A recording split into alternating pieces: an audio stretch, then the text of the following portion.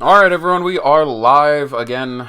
Quite possibly, almost presumably, our last 4 game slate of the year. I think if everything broke perfectly over the next week, we could get another one next weekend, but seems a little likely, so I hope you're all in for a nice nooner here. Nice to be joined by all you fellow pagans and heathens on Easter, spending time here. But there were some fun religious narratives yesterday. We had, rather than Easter, we had Embiid Day. He is risen. Come to think of it, sadly, there was only one day off, so it was only 2 days since he was down that he came back, not three, but I'm doing the best I can here. We had several people excommunicated. Jimmy Butler, who ended up with about 30 instead of the 50 he was going to pick up.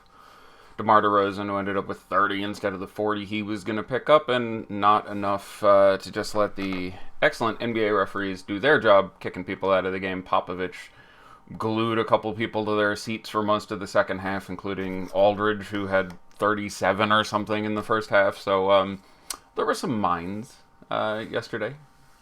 But it was also the season of giving with 17% Greg Monroe ownership. That was nice of people, and we can hope for, should we get some interesting news today, more of the same with some illogical plays, and it seems like it shouldn't be relevant, but it really is, that baseball is starting almost concurrently, and some people going to be sitting in church, setting up their Easter brunch, all these fine things. So, But yes, definitely a very happy Easter to everyone. The only news thus far, Guerschon Yabusele will sit out today with his back issues. That not changing a whole hell of a lot. So some commentaries on the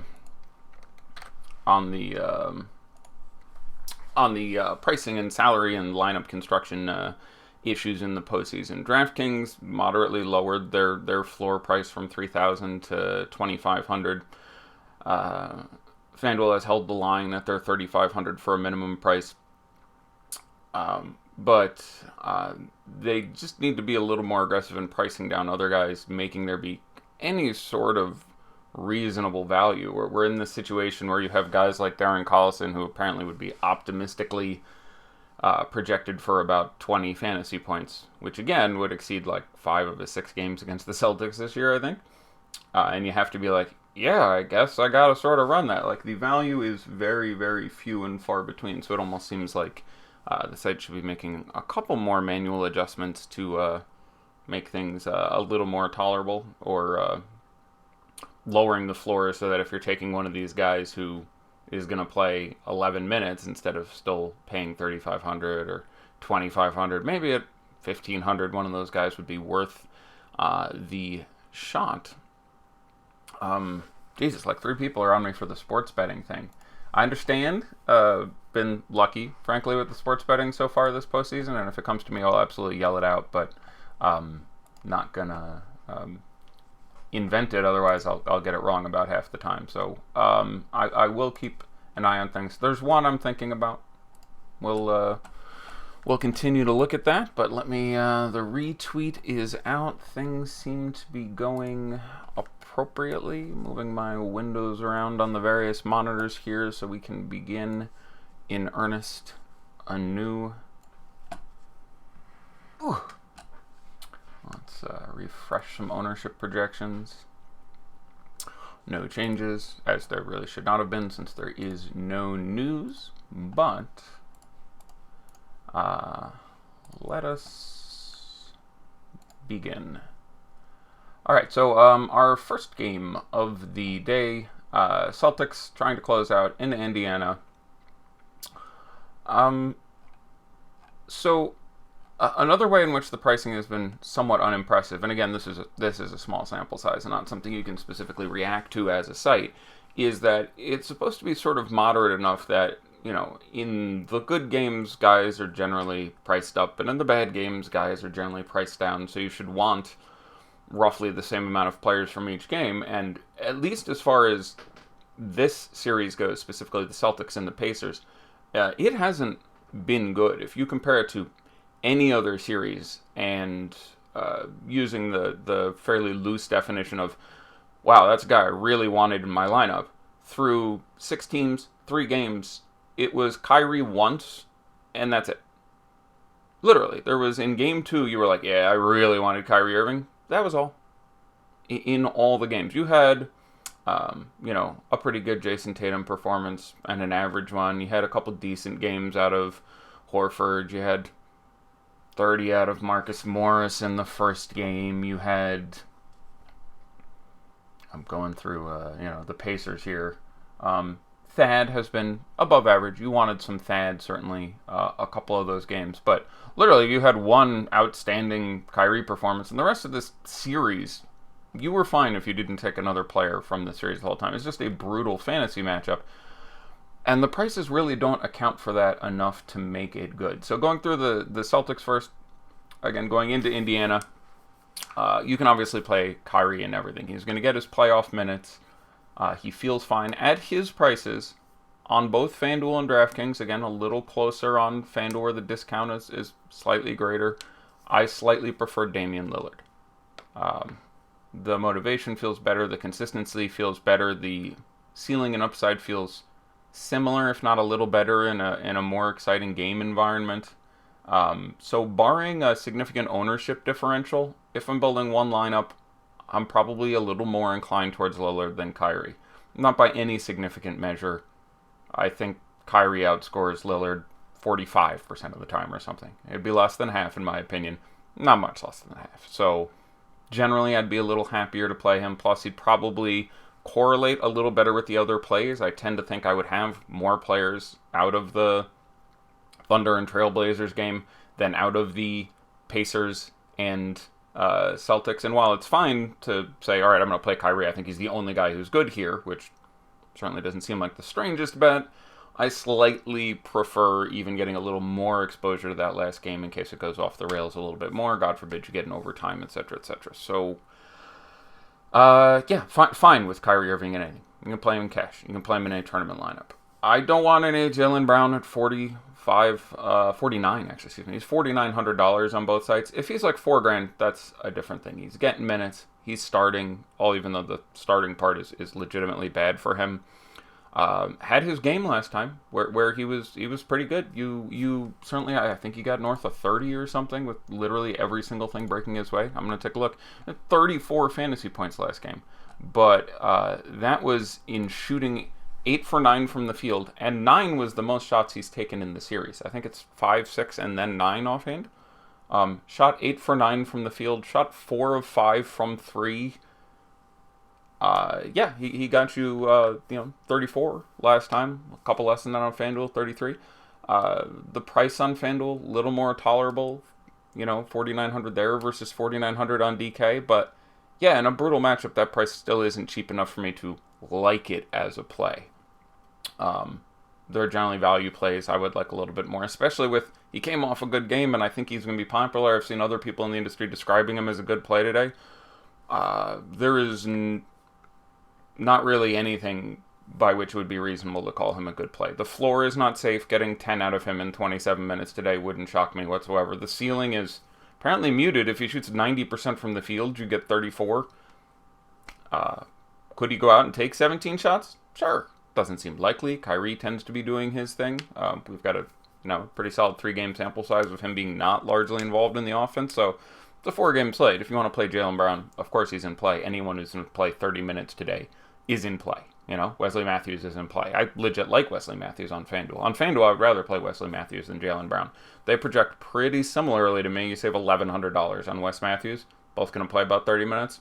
I'll play Wes Matthews. He's not near the basketball player Jaylen Brown is, but that's we're not awarding points for styles. Jason Tatum is fine. Been really encouraged by the shot totals we saw in Game 2 and Game 3. Feels like he has a pretty safe floor. Not the best position on FanDuel, 6,700. Sure, you can do it. 6,000 on DK. Sure, you can do it. I do think it's a much safer play. For $1,100, I'd much rather go there than Jaylen Brown. But not someone I'm targeting.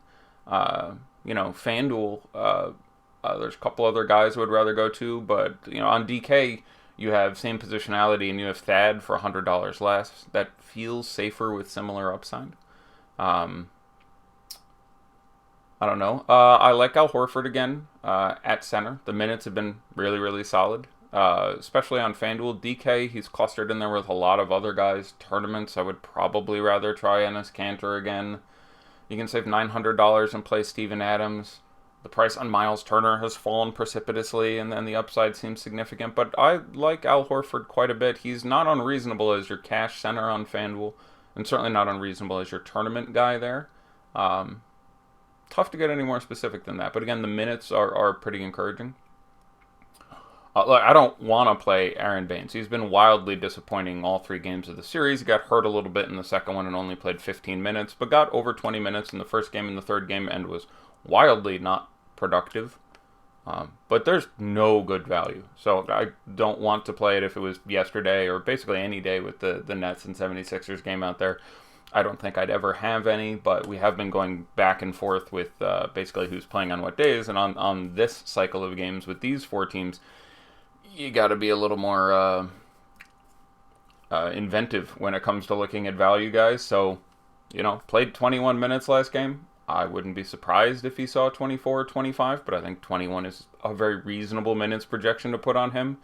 There's no reason to think that he can't score a fantasy point a minute. Again, he did well better than that the last 2 games of the season against these Pacers, where the rotations were pretty similar. It's not like lots of guys got sat in those games.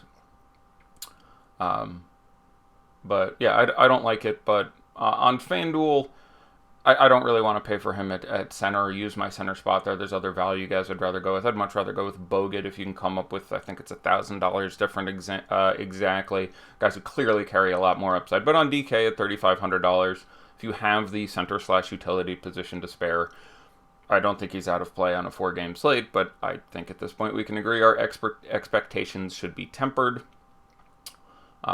I would rather play Gordon Hayward than Jaylen Brown. I have Hayward actually projected for 1 more fantasy point. Obviously a guy who could hit a ceiling. He's one of a batch of guys who costs around $5,000, who should play 30 minutes, who projects to get you like 24 fantasy points, and you're just hoping some shots and some usage and things come his way. He's in play in tournaments. I have no particular love or appeal for him. Sort of same deal with Marcus Morris. Was good game 1, was crap game 2, was a little better game 3. At his price, I certainly think you can roll him out there in a tournament. He's no kind of priority. Terry Rozier, worth a mention as a punt on FanDuel at $3,800. Much like last game, he's one of many guys I'm going to play over Darren Collison if Darren Collison's ownership is overwhelming again. Right now we have him for 25% on DK. That feels about right. The 40 whatever in the dreadful matchup seemed silly. FanDuel, I have a feeling it's going to be a bit higher. Ooh, FanDuel, number 1, 49%. Yeah, I'm doing anything I can to avoid doing that on FanDuel. I will, we're actually on the Pacers, so I'll pivot right into talking about Darren Collison now. DK, that ownership is low enough where the reason you play him, believe it or not, is not really because I think he's, I'm getting Aaron Baines tweets. That's fair.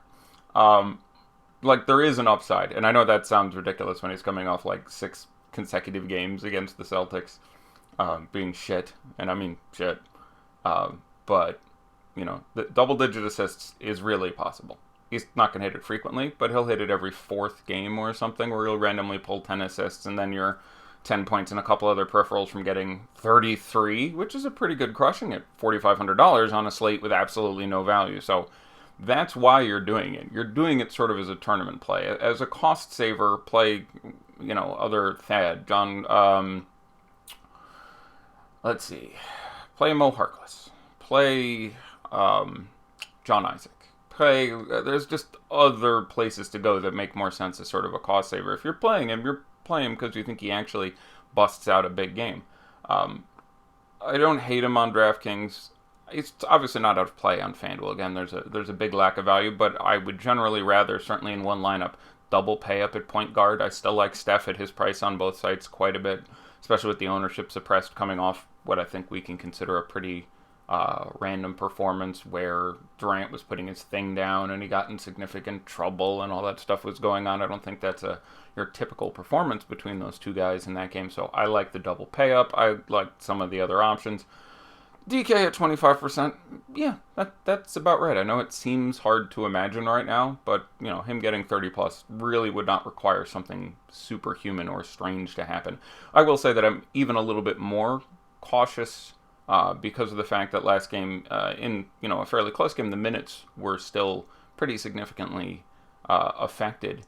And they let Tyreek take about 4 of his minutes. So instead of getting 18 minutes of Tyreek, you got like 22. And instead of getting 30 minutes of Collison, you got like 26. It's not pretty. But I'd rather do it on DK than on FanDuel. I'll put it that way. Let's see. Other guys on the Pacers. The one guy on the Pacers who got an A in tournament rankings, I believe, for me, is Bojan Bogdanovic. I am fine with rolling him out in just about any tournament lineup. There is a very real upside for him. His first game was really disappointing. He didn't take nearly as many shots as I expected to. Since then, played 35 minutes, played 40-plus minutes, took 21 shots, took 17 shots. Has not shot well, and you would not expect him to shoot well in the series. He shot 43% from the field in that second game and 35% from the field in that third game.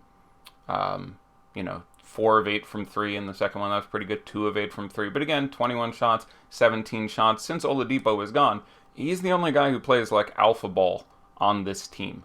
I don't think it's likely. 6,900 on FanDuel is more than I want to play. 6,300 on DK is more than I want to play. But if you tell me someone on this team has to get 50, it's probably him. You can make an argument it's that. But probably the most likely player on this team to get 50 fantasy points, which is obviously something that you should keep in the back of your head, is what are the odds of getting to some sort of supernumerary mathematical upside. It's probably him, where he shoots 14 of 21, which, again, not out of the realm of possibility. So for tournaments, he probably ends up being my favorite guy. Thad, obviously a tale of two sides there on FanDuel. I'm probably going to play Aaron Gordon or pay up for Draymond or Pascal or do something else than run the full 75 there. He's averaged basically 5 stocks this series. He's a really good stocks guy. When he plays that many minutes, he's going to average well north of 3. But, just not a super offensive presence. Ceiling a little bit limited because of that. I like him a lot on DK. 5,900, you can roll him out in just about anything. The minutes, the production feel fairly secure. FanDuel probably trying to look elsewhere. Miles Turner is priced to move for tournaments. 61 on FanDuel, even better than 56 on DK. Has been bad, unsurprisingly. Not a great matchup, but there is the upside there. It would come on the back of multiple blocks. I certainly don't mind some tournament exposure on either site. I would prefer him to Domantas Sabonis on both sites. Tyreek Evans, I don't really want to run on DraftKings, even when you get the ceiling game of last game. He puts up a big 25. I would rather run Mo Harkless pretty significantly on DK. FanDuel, where 4,500 is better than 4,400 on DK. Having him as a drop option, all that makes a fair amount of sense for me. So Reek on FanDuel, playable. DK, I don't know if I'd have any shares in 150. Maybe a couple. I think I ranked him, which indicated that I would come up with a share or two, but not something I love. Kojo again on the edge of playable, but keep in mind, we really don't have, beyond Thad, a good performance out of anyone on this whole team through 3 games this series. And there are other guys who carry significant upside and are just priced a little better in better game environments. So this the game to avoid if you're avoiding a game. It feels similar in pace and over-under terms. I actually didn't have time to check the over-unders today, but I almost guarantee you that this game and the Orlando-Toronto game are 20 points under the OKC game and 30 points under the Clippers game, and they're just not priced quite well enough to make it move, especially this game. Orlando and Toronto, I have a little bit more interest due to better minutes condensation. Pacers pretty tight with the minutes here, but they are running sort of an 8-man where you've got Sabonis and Tyreek and Kojo coming off the bench. The Celtics, even sans Marcus Smart, are running some guys off the bench where you get significant time off, Hayward and Morris, etc. The minutes are much tighter in that Orlando Toronto series, and that's one of the reasons in a very vague sense, I would prefer that to this game. Let's move on and talk about Golden State visiting the Clippers. I'll check the over-under real quick. I'm guessing like 234.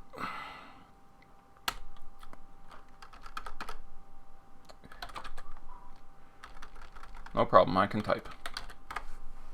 Things are going to change. I can feel it. 235, 236 and a half current. All right, you wanted a sports bet? I will take the under on that. Not because I expect such brilliant defense, but 234 I thought about recommending an under for a couple of reasons. How this game, I feel, plays out, the level of the offenses in a more potential blowout. The game being on at 12:30 Eastern, or 12:30 Eastern local time in Los Angeles. These are all things that make me a little inclined towards an under bet. I don't love it as much as the other ones that I've spoken about, but pretty sure if I was going to place a sports bet on today's contest, I would take the under in Warriors and Clippers. So let's lock it in. We'll see if we can go 5-0. And keep in mind, that's not my expertise whatsoever. Just want to get that out of the way. I'm completely talking out of my ass when it comes to sports betting. I mean, I suppose not entirely, because I know a thing or two about sports, and it's not like there isn't some overlap in the skill set between that and DFS, but, you know, don't put the mortgage payment down. Let's talk about the Warriors. Not a ton to add here, outside of the presence of Bogut. I think Bogut lost a couple minutes last game. He's a decent fantasy point per minute producer in general. He's going to come in over one. The matchup with the Clippers is really an exceptional one. I suspect if you played out, 1,000 games here, he would average something like 1.2, maybe 1.15 fantasy points per minute. And if you expect him to get reasonable minutes, he projects as really one of the better value plays on the day. 4,900 on FanDuel is pretty exceptional. If you're paying down at center, this should probably be your dude. I believe he played... Hold on, I want to make sure I get this right. I believe he played 25 minutes in Game 2 and lost a couple due to... both, I believe, some foul trouble he got in a hurry there. And let me popcorn this shit. Additionally, the blowout cost a couple there. So I think I originally, doing my post-game analysis, thought that he was going to get 28 if the game had played out in its entirety normally. So started the first quarter, played exactly 7 minutes. Cool. Came back in the second quarter, played a little less than 4 minutes. A little weird. Then came back out for reasons I can't determine. There wasn't foul trouble. I don't believe he got injured. I don't recall him doing a minor ankle turn or something. There was no foul trouble, so that's completely. I think I was thinking of Marc Gasol, who we'll get to in a minute. Marc Gasol was the guy. There was someone else who, again, I understand that a lot of people work DFS on multiple sites. Most people do. I'm lucky in that. I'm one of the 10% of people who I stick with one sport the whole year, and it means I don't work a couple months of the year. And okay, but there's a whole lot of worry about the minutes now with Marc Gasol. He was in foul trouble. I think he played 2 minutes in the third quarter or something, and then came out because of some foul trouble. And the minutes in Game 2 were down because they blew them the hell out, so they gave Ibaka some run. There's no reason to look at that rotation and not think they're trying to give Marc Gasol 31 minutes or something, which again probably puts him on top of the Miles Turner, Steven Adams, other class of guys, but they all project pretty closely. But Bogut only played... so Bogut came out in the fourth quarter after playing a little less than 4.5 minutes, and they went immediately to Jordan Bell, who had not played, and that was the blowout run. And then again, Golden State took this game down by 27. So I think it's reasonable to guess that he plays at least 2 more minutes. He played a hair over 25. If this game isn't blowout, I think you could reasonably have projected him for, will be conservative, 27. 27 minutes of a guy that I project for 1.1 fantasy points per minute. That's landing you just a hair under 30 or around 30 fantasy points. With how shitty the low-cost options are today, it's really hard not to like that. So, fan of Andrew Bogut, Site A or Site B, however you should wish to deploy him. I like Curry a lot. He's been really, really good, even considering the fact that he's dealt with a lot of foul trouble. I think he is a significantly better option than both Damian Lillard and Kyrie Irving at that DraftKings price. Irving, the FanDuel price is reasonably significantly better. I think it's $500 you're saving there. But having Curry at less than Lillard and less than Kyrie, he's $200 and $400 less, I think, than them respectively. And again, this changes a lot from Kyrie's best game came the day that he got his ass priced all the way down to 8,300. Okay, that was pretty stupid. Now you're saving money on Steph versus Lillard and versus Kyrie, and I like both those guys, but I have Steph projected for about 4 fantasy points more than either of them. And I think the upside is a little bit higher. And God forbid there's no foul trouble and the game stays close. So checking our ownership on those 3 guys, because again, everything we have to look at relative to ownership. If their ownerships are similar, I'm going to like Steph out of them, I think, the most significantly. Sadly, I'm not alone in my estimation. We have Steph highest. We have Steph at 31%. We have Lillard at 22%. We have Kyrie at 14%. Okay. So, good job, Internet. Tip of the cap. Way to figure that one out. Yeah.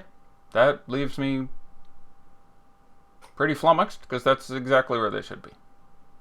I like Steph better than Lillard by a decent amount, who I like better than Kyrie by a little bit, and they're at 31, 22, and 14.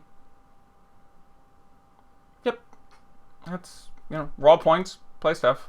31% is not such a, an onerous number.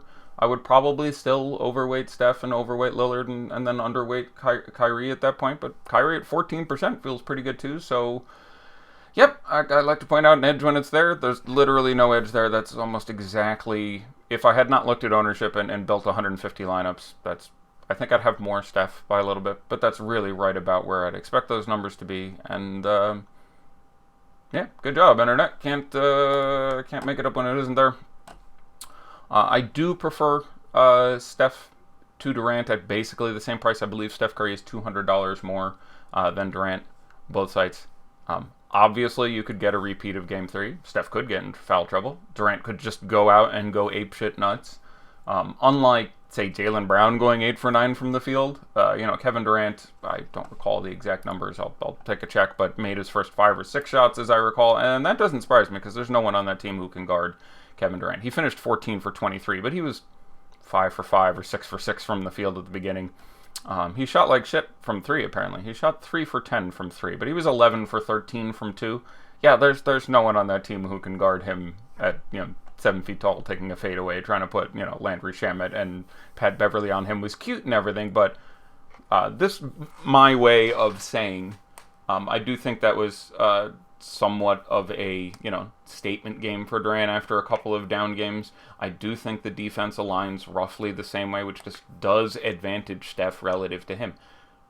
That being said, if Durant decides he wants to go out again and do that, he can absolutely do that. So I have no issue with any ownership on Durant.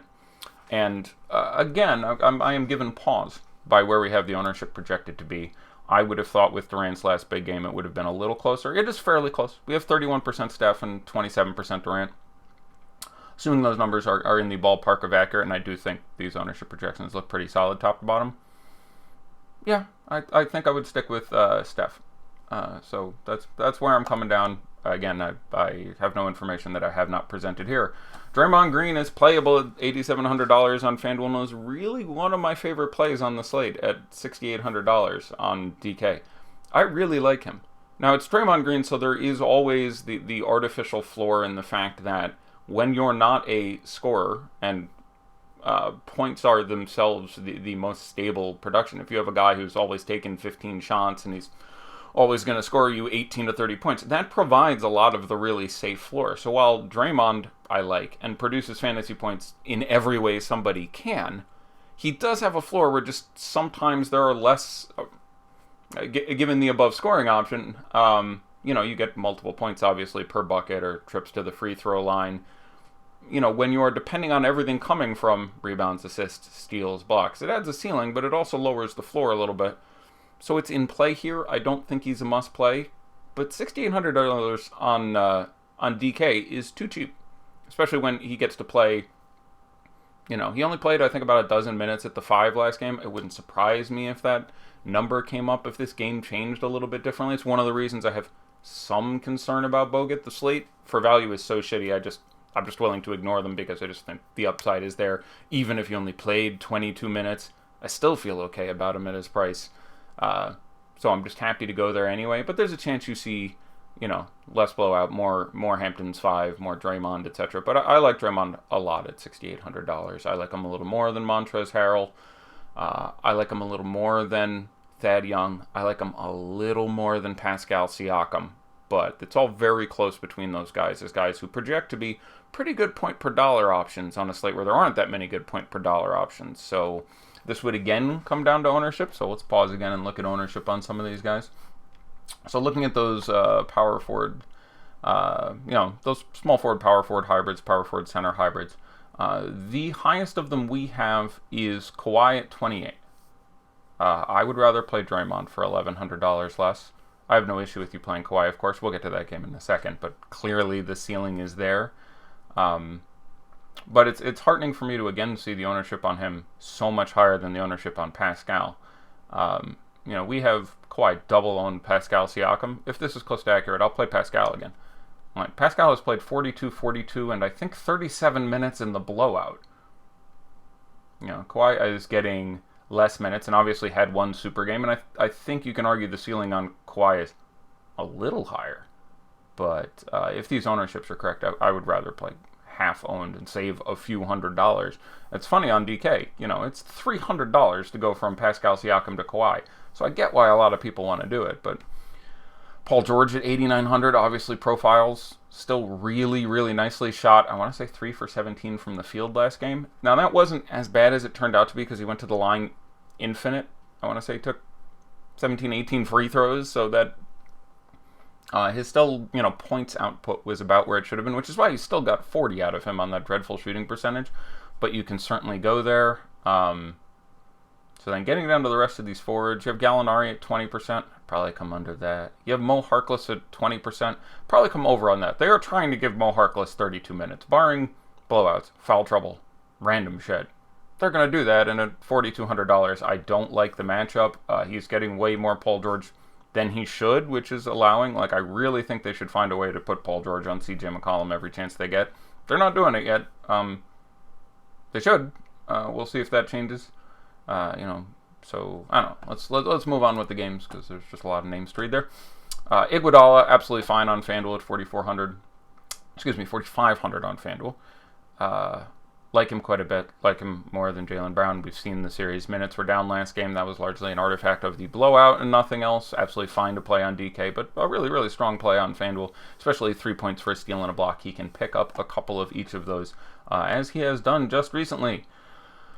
The Clippers, Lou Williams reverted to the norm price a little bit on FanDuel. Still in play, but he is still actually overpriced. Again, said from the beginning of the series he should cost about $8,000 on FanDuel and about $7,300 on DK. At the start of the series he was $6,700 and $6,200. That was way the hell too cheap, and thankfully we got to feast on that 2 games in a row. Third game was the blowout. He was crap. He is still overpriced on FanDuel at $8,400. He's about appropriately priced on DK at $7,300. He's going to be great for tournaments on either of those sites. Super cheap Klay Thompson, both sites, is going to keep his ownership down. There's a bevy of cheap shooting guard options that'll keep the ownership down. So you have every chance in the world of at home getting 60 points out of Lou Williams. I like him a lot in tournaments, but obviously there's a lot of variability in the outcome there. Ivica Zubac, it should be pointed out, again, coming off a massive game where he scored, I don't know what it was, 35, 40 fantasy points. He did almost all of it in the fourth quarter in the massive blowout run. He correlates with a blowout. Keep that in mind. I've seen a number of lineups. People are showing me today, here's my lineup, and it's got a lot of people from that game, including Zubac. That doesn't really work for me. I'm going to try to play someone else over Zubac if I have heavy exposure to the more expensive players on the Warriors and the Clippers, because you want this game to blow out if you're playing Ivica. Montrezl Harrell, fine again. FanDuel, not really a fan of the price. DK, I do slightly prefer paying $300 more for Draymond. I said going into the last game I was kind of off him a little bit more. Again, I'm not giving I don't give many players the, yes, I love this guy, or I hate this guy, don't play any of him take. I was generally off him just because he had been, in my opinion, overproducing a little bit. The matchup is not that great. Originally, he started the series at like 5.7 on DK, and then 5.9, and then finally got to 6.3. Now he's 6.5, so the price has come up, and if you go back and look at those first two games, he was 12 for 15 and 9 from 9 from the field. So like those were slight over-representations of what you were going to get out of him. Now he was well too cheap, but now he's less cheap. A blowout is still in play. Obviously, you can play Montrezl Harrell. That's the most nuanced view I can give you. I would probably rather play Gallinari. I wouldn't feel great about it. I would want less if he's projected at 20%, but there is just the real chance. He's one of my favorite basketball players for a reason I can't tell you. Maybe it's the Italiano thing. But 6,700, probably would rather go there than Harrell. Pretty goddamn close to me. If I had to play one of the guards on DK, it would be Pat Beverly. Again, I don't like any of them, so I'm kind of trying to save. So it'd probably be Beverly, then Shamet, then Shea for me. I would like to pay the $700 extra to go from $3,700 for Shamet to $4,400 for Pat Beverly. I do think that carries enough of a ceiling.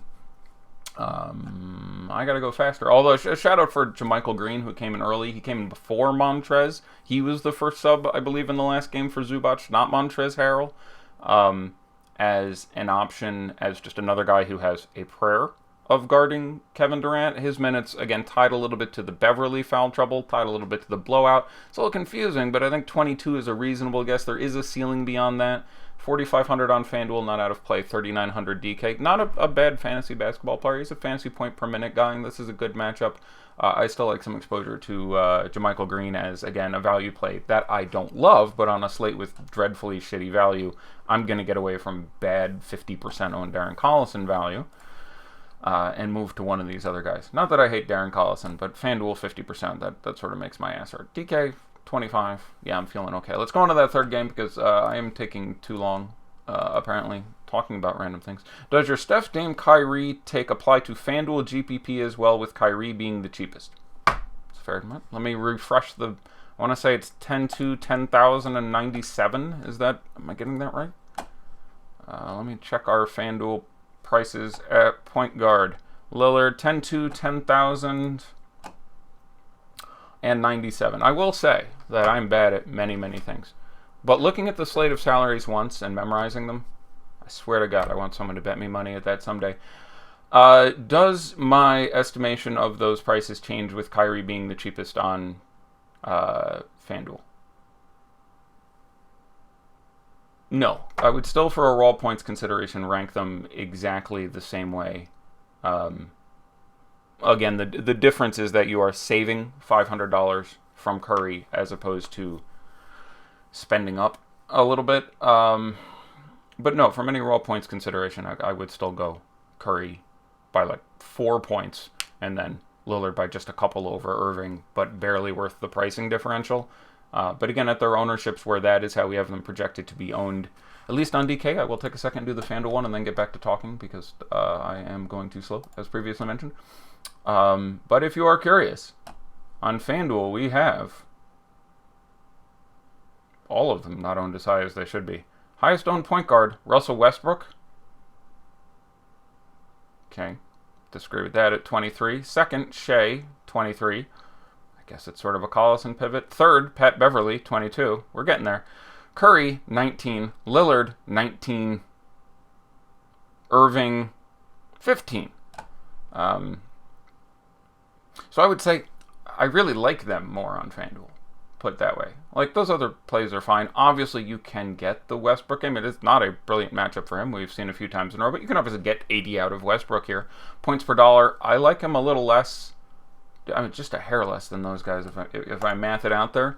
But I'd rather save the money when value is a little cheaper. Again, one of the things to keep in mind is that when you move from 10K to 12K, and again, I'm doing a little rounding there for a player, you not only have to amortize in the extra production you expect out of the 12K guy, but how much worse your lineup gets when you have to save $2,000 elsewhere.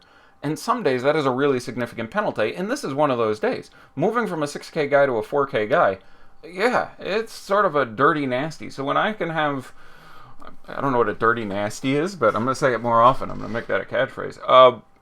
When you have, 10K for Steph, who profiles a little bit better than Westbrook for me and carries a not that much lesser upside, I'm much happier about it when I don't have a lot of good 4K guys to choose from. So there's the short version of that. I will get to your questions in a second, but I got to talk faster. Thankfully, we go into a less appealing game here. The Raptors up 2-1, playing Game 4 in Orlando. So let's start talking about Vooch. I like Vooch. I like Vooch quite a bit. Both sides. The reason I like him, I have to point out pretty significantly, is the fact that he played the fact that he played almost 40 minutes in the last game, as he should. But in the first two games, he played 26 and 33, I want to say. In the last game, the concern is he took 13 shots. They are really sitting on his face. Before the last game, I said I didn't really like him because they are really focusing on him. He gets doubled all the time. Gasol is not a good matchup for him. And he took only 13 shots. Now, he hit all the peripherals, which, again, weren't completely out of line considering the fact that the dude played 40 minutes. So, he had 14 rebounds. That's not that far from what you'd expect from him. Against the Raptors in 40 minutes, he'd averaged like 12.8. If I'm getting that right, I think he averaged 12 plus on the year. 40 minutes is more minutes than he put. So 14, that kind of works. 6 assists. That's high by a little bit. He probably averaged 4.5 or something. 3 blocks and a steal. That's high, but not incredibly so in 44 minutes, and 7 for 13 from the field. So it's still not a great matchup, but I still have him projected for about 46, and at 8K that obviously feels extremely good, and I expect he does get the minutes again. But it's important to understand that, again, the offensive role was, pretty significantly curtailed. 13 shots in 40 minutes comes way under what he would have averaged on the year. So there is some concern with the continued nominalization of his presence in the offense.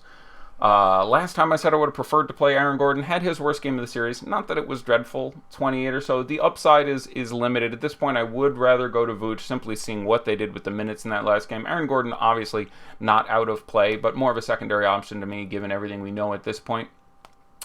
John Isaac, 5,600 FanDuel, small forward. Fine, I'm a fan of it. 4,800 DK, fine, I'm a fan of it. Looked good that last game, and again, picked up the defensive numbers that he can. The ownership still very, very low. So I like him both sites at those numbers. There could be a day he makes, 40% of his three-pointers, and you really could get, say, 40 out of him. And I think that the minutes continue to trend up for him like the other starters. Again, there was the blowout there, but the first game I think he saw like 36, 37 minutes. I think he actually saw like 40 if I recall. Anyhow, there is an upside there. Evan Fournier on FanDuel, I kind of like at 5,100. That's fine. I don't love it, but 5,100 on FanDuel for a guy who's going to get a lot of time and an upside is conceivable of. I like plenty. Saving $600, I would now play him over Terrence Ross. We got the Terrence Ross game last time. Again, I would zig because people are going to zag or vice versa. Obviously, you can play Terrence Ross. Maybe still prefer him on DK where it's very close. I think he's 200 more than Fournier there. FanDuel is 600 more. Probably would go with the Fornicator. But again, not really guys I am trying to play. This is a legit bad matchup. Not quite as bad as Celtics Pacers, but it's pretty bad. I still don't want DJ Augustine in tournaments. 5,300 on DK is sort of approaching tolerable, but I don't really want it. Michael Carter-Williams, yes on FanDuel, no on DraftKings. Moving on. Didn't really do the Raptors thoroughly. Lowry is fine. It's tournaments. I saw people saying, he had another excellent game last game. Last game, he scored 36 in 40 minutes. That's not an excellent game. That's fine. You're fine getting 35, 40 out of him for $8,000 on FanDuel, $7,000 on DK. Perfectly reasonable production. But I again say that more often than not, playing next to massive amounts of Leonard Siakam, I think sort of caps the ceiling a little bit. So again, I have him projected for a little less than 40. That's a fine number. Feel free to run him out there, but I think other people are maybe a little more on it than I am, although, again, I'm not seeing him on those ownership lists anywhere near the top, so still cautiously optimistic there. I like Marc Gasol. Let me make sure I got this right, because, again, apparently my memorizing skill is not that great when it comes to this. Yeah, so 10 minutes to start the game. Strong. 8 minutes to finish the second quarter. So, again, that's 18 minutes in the first half for those of you challenged by mathematics. That feels pretty good. Third quarter, 2 fouls in 2.5 minutes came out. Those were his third and fourth fouls. So, yeah, came in, finished the game, played 26.5 minutes. So a lot of people today I'm a little worried about the minutes. Then you really are not paying attention and should do one sport at a time instead of giving, shit advice. Aaron Gordon lost time due to foul trouble. See? That guy correcting my shit. I didn't know that. So I'm going to give other people crap for not correctly watching all their logs and shit. I wasn't concerned about his time and didn't mention it per se, but let's see. Aaron Gordon, 1 foul in the first quarter. None in the second. I'm not sure this is accurate, buddy. 1. I don't think Aaron Gordon lost time due to foul trouble. What are we talking about? Aaron Gordon played 34 minutes. I don't know what we're talking about, but I thought I missed one, and the guy corrected me, and I appreciate the effort, but that doesn't appear to be factually accurate. But I like the attempt. I have to go faster. So I like Marc Gasol.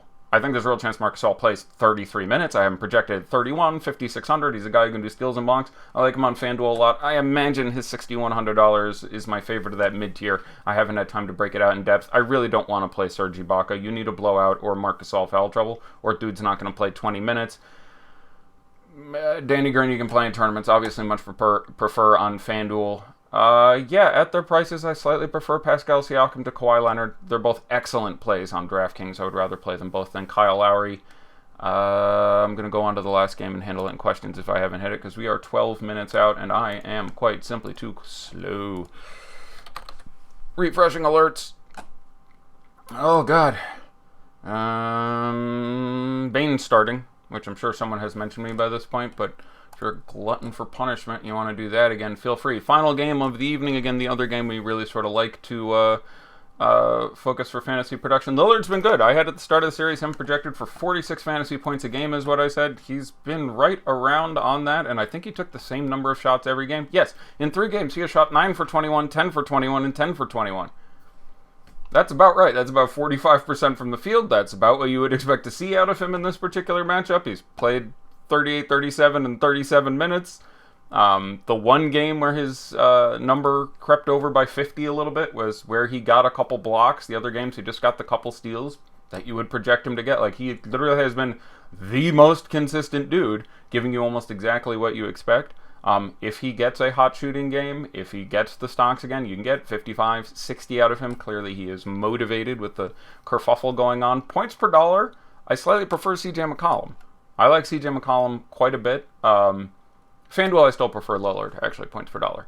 DK, CJ McCollum is a slightly better point per dollar play. There is some negative correlation there, so if you're building a lineup without Damian Lillard, I'm a strong fan of trying to get CJ McCollum into that lineup.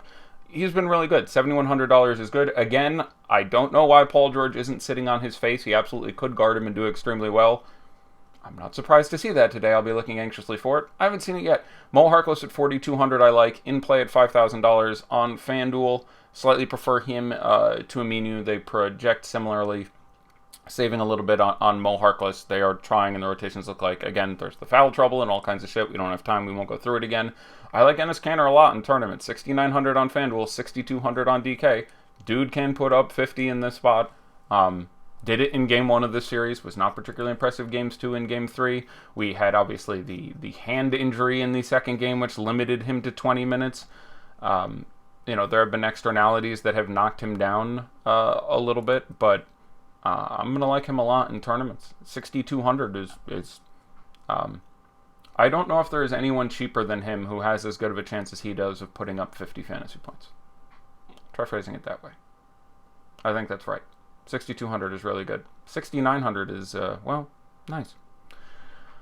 If I play a bench guy, it's going to be Rodney Hood or Zach Collins. Rodney Hood has been horrible. He is running his best Semi Ojeleye out there. He has played at least 20 minutes in all 3 games of the series.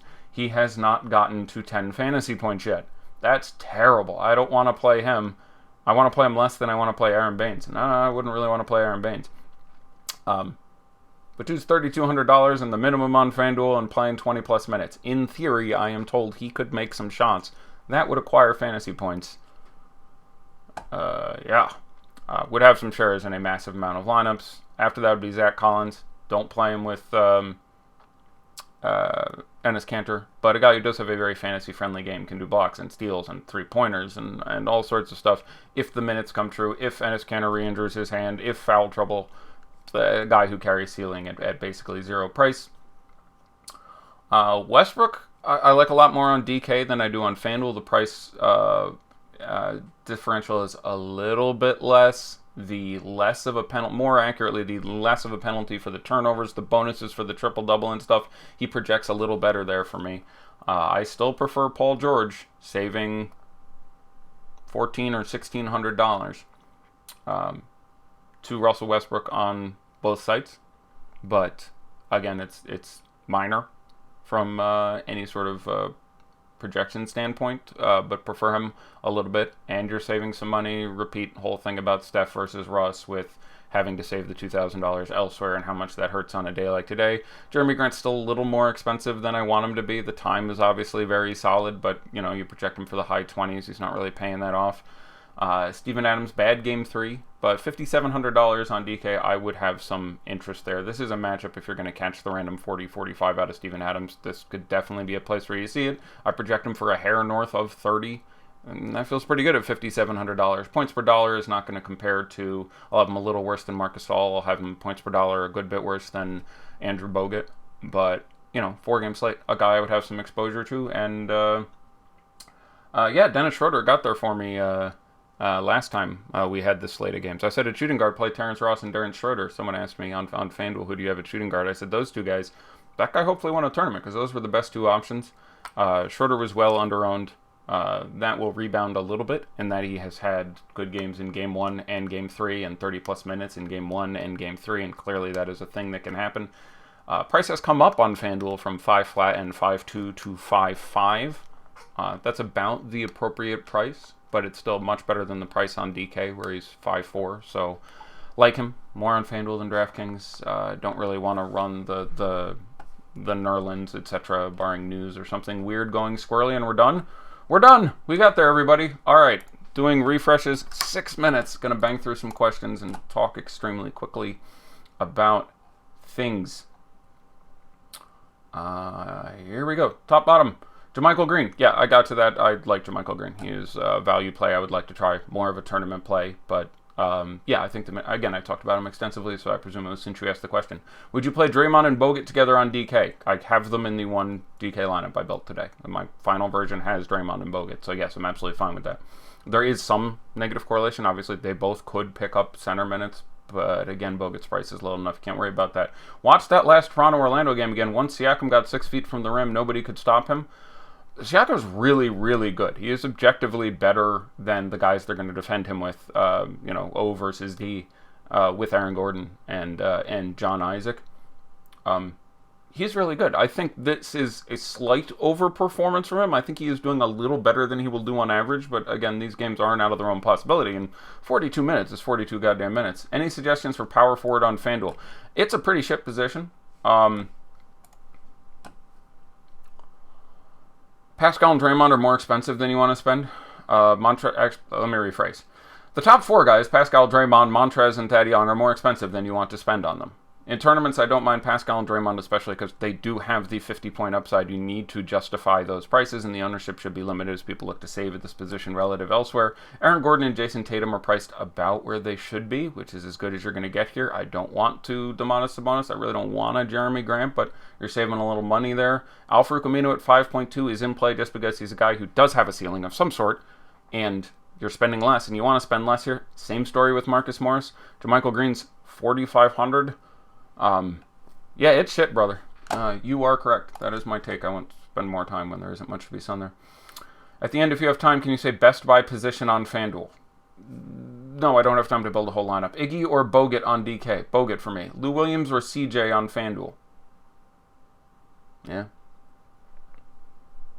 If I don't have Lillard, CJ. If I have Lillard, Williams. How would you start your optimal DK GPP lineup today? Apparently Steph, Bogut. It's juicy. Steph, Bogut, Lillard, some mid-price guys.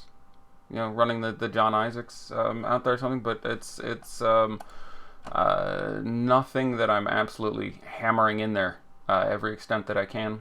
What everyone's Collison projection at, you have him at 25. I have him at 21, and I don't think he has hit 21 against the Celtics this year in 6 tries. So, you know, it is unlikely. Like, in theory, your projection should be sort of the median point. So likely, if I'm correct in that 21 thing, and I'm not going to take the time to look it up, likely my projection is wrong and it should be less, because it should be a median point. He should come in over it as frequently as he would come in under it. So it could be a sample size thing where just you got 6 outcomes that were under the median point. In theory, the odds of that would be 1 in 2 to the 6th power, so that'd be 1 in 64. So there's a 2% chance I have him, accurately projected at 21 fantasy points, and a chance that I'm not taking into account how negative the matchup is and all the other factors there, and that it should be even less than that. But 25 feels ambitious to me. How many players from Golden State, Los Angeles Clippers is too much on DK? 6? Seems like too much. Maybe. If you have some of the value guys, maybe not. Gasol or Clay in DK utility spot, Gasol for me. Favorite center overall in FanDuel, price considered. Bogut or Gasol? Yeah, probably Bogut. Thoughts on fading last game, thinking it's low scoring? Yeah, it's fadeable. Beverly Gasol or Fournier, Bogut, DK, GPP? Probably Beverly Gasol for me. If starting your lineup with Steph, Bogut, Dre, would you run it back with Lou Will, Gallo, Bev on DK? Yeah, I'm at least one. Not necessarily the case. The odds on the ownership the odds on like no one on the Clippers being good are higher than the odds of no one on the Warriors being good, which is a little bit rare for the Warriors. But there's a real chance you, even in a close game, get 46 out of Lou and 34 out of Gallo and 36 out of Harrell, and all the bargain guards give you 27, and like it can even out pretty easily the way they're running that team right now. So I'd like to run it back with a guy, but even if that game stays close, there isn't, what I'm saying? The reason you're wanting to run back to match up your exposure there is that. All right, doing some last alert checking. Apparently everyone taking it easy. Gordon had 2 personal fouls in the first quarter, but go ahead, he usually plays the whole first. Okay. I thought he had 1 personal foul in the first quarter, if I looked at that correctly.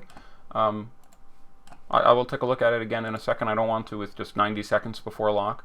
But maybe I misread something. But again, giving you full credit.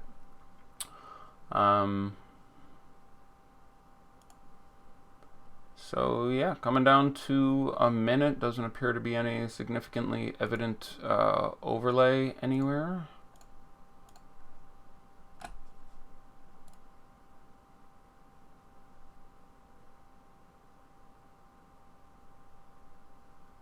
Nothing super decent overlaying on DK. Nor on FanDuel, so no overlay, no alerts coming in of consequence.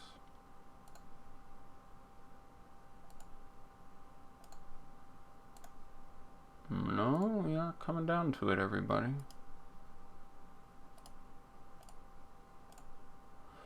As always, some satellite overlay on FanDuel. That tends to happen a lot where, they give away a $400 ticket, only taking $280 for it. So long term, if you have the disposable budget to take some flyers long shot, one of the ways to try to build up for a big spike is to play in those satellites. All right, we are going to be locked, everybody. So let me go back and check that Aaron Gordon thing, because I remember him having 1 personal foul in the first quarter, and someone just said, no, you're wrong, he had 2, and that limited his minutes. Let's take a look. Yeah, he had 2 fouls and came out 6 minutes and 20 seconds in.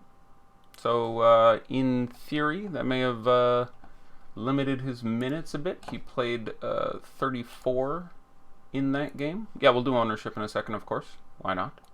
That's free content. So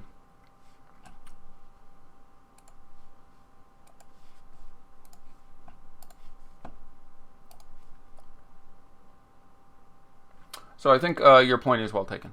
He played only 34 minutes in that game, and while that would compare well to how he had played in the rest of the series, I don't think that's the appropriate thing to look at, because we saw they obviously goosed the shit out of Vooch's minutes there. So he played 34 minutes in Game 1, 33 minutes in Game 2, 34 minutes in Game 3. But I think your point is well taken in that there was a real chance he played 38 minutes or something in that game if he hadn't lost some of those minutes to foul trouble. He did come back in a little earlier in the second quarter than he usually does, which, isn't an uncommon thing. A guy gets 2 fouls and they take him out 6 minutes into the first quarter, and he normally comes back with 6 minutes left. Instead, he comes back with 8, and that's sort of what we saw here. But I think you're right. I think he did play 34 minutes as opposed to, I think it's safe to suggest he would have seen like 37, and that's pretty relevant. So I appreciate you pointing that out to me. I did not remember that. So thank you. And that's a relevant cookie, 10% extra minutes if you're looking at Aaron Gordon. So yeah, thanks for pointing that out. Let's look at some ownership on FanDuel. There is a 250K contest. Clicking on lineups, Bojan 26%. Yeah. Wesley Matthews 17%. Yeah. Marcus Morris 5%. And power forward's pretty shit. I'm pretty happy about Marcus Morris at 5% if I have him. Darren Collison, 26.5. Okay. So that's a much more tolerable number, and I expect we will see greater ownership out of some of these other guys. Kyrie Irving, 34. Okay. So there you go. And I suspect that our numbers on, obviously that's a lot of point guard ownership to loosen up. So I suspect our projections there are going to be wrong on Lillard and Curry and Westbrook as well. I would expect those to come in over what we had thought. 4.4% Terry Rozier. That feels pretty good. 19% Tyreek. Around appropriate. We'll look at a couple others and then head over to DraftKings to take a look at that. Jaylen Brown, 31%. I guess it's FanDuel. That's less bad than DK, but I refer you to my previous rant there. Jason Tatum, 18%. That's cool.